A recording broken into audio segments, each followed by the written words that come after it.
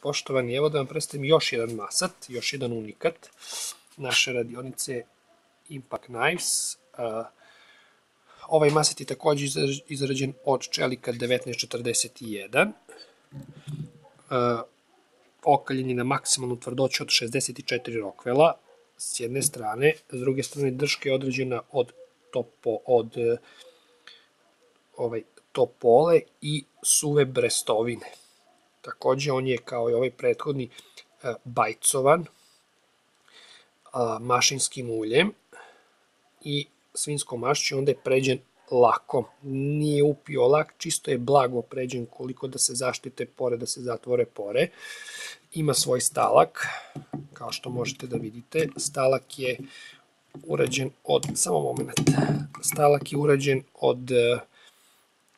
od topole, takođe, znači svi naši radovi su unikati, znači ko god naruči, znači dobija unikat koji nema niko.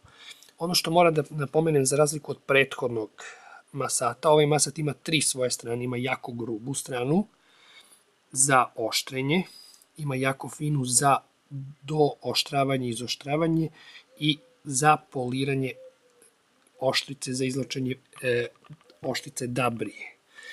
Naravno, pogledajte ga ovako.